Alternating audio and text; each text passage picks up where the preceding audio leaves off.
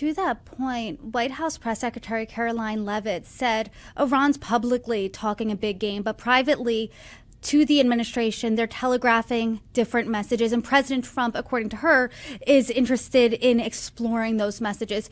What do you think those private messages to the White House are? And where do you think talks go from here, if they go anywhere?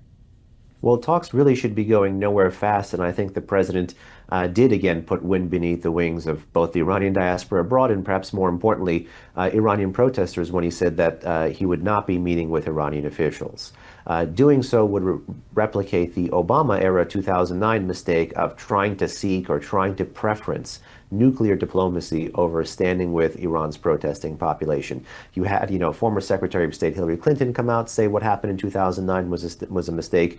You had former President Barack Obama come out and say what happened in 2009 was a mistake. So it would be a gross moral and political mistake for the president to replicate that which he rightly critiqued about the Obama era's 2009 approach with respect to Iran.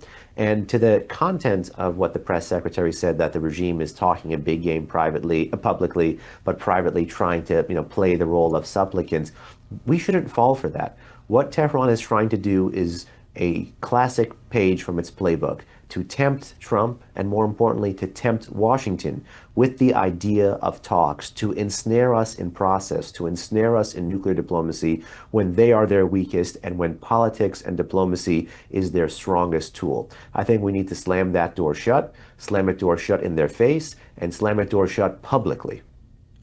What's the future of the regime here, or do you think that completely hinges on how the U.S. reacts here? So much hinges on what the president does, how the street reacts to what the president does, and in between those two, the X factor is the security forces. Like any situation where you have a mass uprising against a regime armed to the teeth, it will fundamentally, at some point in time, become about the guys with the guns. The story thus far is about protester bravery. It soon is about to become a U.S. foreign policy test case.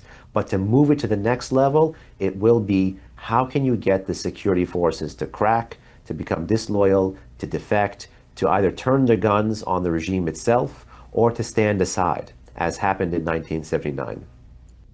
Our eyes certainly will continue to be on Iran, as well as President Trump, and seeing what the United States' reaction will be. And as that becomes clearer, I hope you can come back on and break it down with me. Behnam, per usual, I always appreciate you coming back. You're welcome back anytime.